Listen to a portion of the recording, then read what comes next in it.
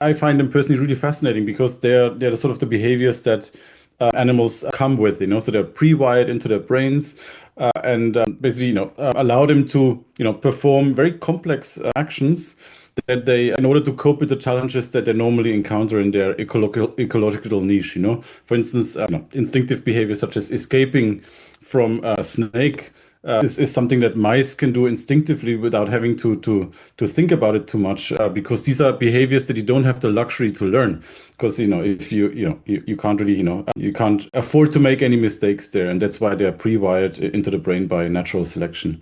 And why are they so interesting? It's because they have a strong genetic component. They are developmentally wired into the brain, so we can really study, we think, the relationship between genes, between circuits, and between behavior, between all those three levels, or very well using those behaviors. Yeah. And so I want to talk about instinctive behaviors a little bit at a high level.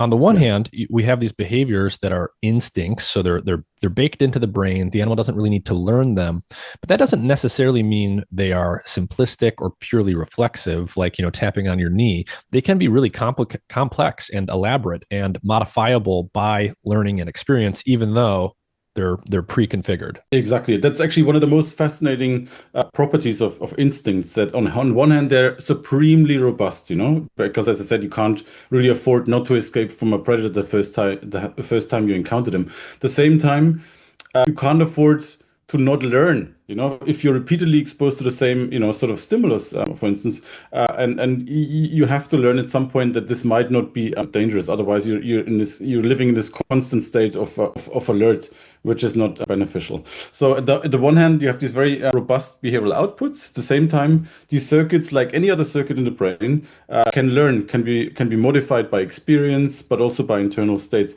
And this sort of dichotomy is really interesting, I think. Yeah. Mhm. And can you just give us a sense, give us kind of a survey for some of the major instinctive behaviors that we tend to see in mice and other mammals? So, for example, there's instincts related to eating food and finding nutrition. There's instincts related to parental care behavior and so forth. What are some of the major sort of clusters or families of instinctive behaviors that we tend to see in most mammals? So I guess as you said, there are instinctive behaviors related to finding food.